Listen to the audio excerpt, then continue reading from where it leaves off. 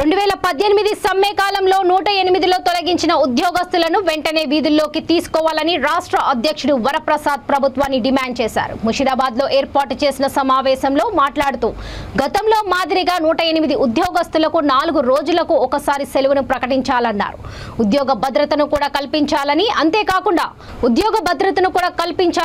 అంతేకాకుండా ఉద్యోగంలో మేజర్ తప్పులు చేస్తే ప్రభుత్వాధికారులు శిక్షించాలన్నారు. 108 రాష్ట్ర అధ్యక్షుడు వరప్రసాద్ ఆధ్వర్యంలో కార్యక్రమాన్ని నిర్వహించారు. కార్యక్రమంలో అన్ని జిల్లాలోని జేఏసీ నాయకులు, అధ్యక్షులు, కార్యదర్శులు తదితరులు పాల్గొన్నారు. చేనేత సహకార సంఘాలను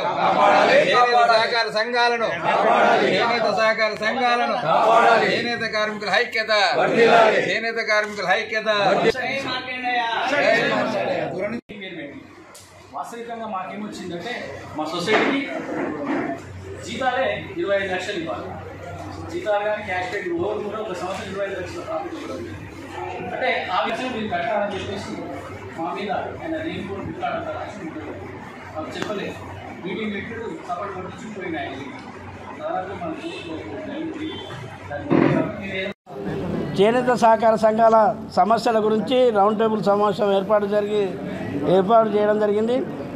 దాంట్లో భాగంగా మా డిమాండ్స్ ఏంటంటే, మన రాష్ట్ర ప్రభుత్వాన్ని మేము కోరేది ఏంటంటే, క్యాష్ క్రెడిట్ పూర్తిగా మాఫ్ చేయాలి, వ్యక్తిగత రుణాలు కార్మికులకు పూర్తిగా మాఫ్ చేయాలి, టెస్కో బకాయిలు వెంటనే చెల్లించాలి, పావలా వడ్డీ బాకీ ఉన్నాయి అన్ని పావలా వడ్డీ కూడా టెస్కో వాళ్ళు చెల్లించాలి, కమిషనర్ గారు చెల్లించాలి, కార్మికుల వ్యక్తిగత రుణాలు, తర్వాత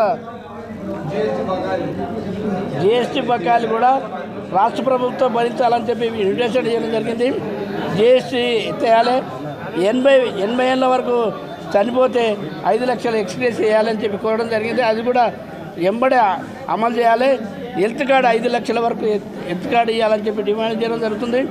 ఇవన్నీ డిమాండ్స్ రాష్ట్ర ప్రభుత్వం 7వ తారీఖు లోపల మరి డిమాండ్లని ఒప్పుకోవాలి. నేను వరప్రసాద్ 108 చెప్పనా, నా పేరు వరప్రసాద్. తెలంగాణ రాష్ట్ర 108 ఉద్యోగుల సంఘంలో ఒక రాష్ట్ర అధ్యక్షునిగా కొనసాగినాను.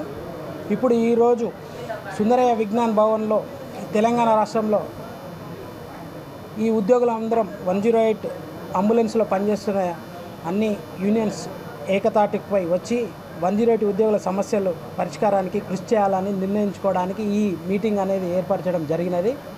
ఇందులో ముఖ్య భాగంగా తెలంగాణ రాష్ట్రం 108 ఉద్యోగుల రాష్ట్ర స్థాయి సమావేశం, అంటే ఇది వరప్రసాద్ అధ్యక్షతన, అంటే నా అధ్యక్షతన ఈ మీటింగు కండక్ట్ చేయడం జరిగినది. ఈ సమావేశంలో ఉద్యోగులు సమస్యలపై చర్చించి వాటి సమస్యల పరిష్కారానికి ఏకతాటిపై వచ్చి ఈ సమస్యల పరిష్కారానికి అందరం కలిసి జేఏసీ ఏర్పడిన దాని మీద అందరం కృషి చేస్తామని చెప్పేసి ఒక నిర్ణయం తీసుకోవడం జరిగినది.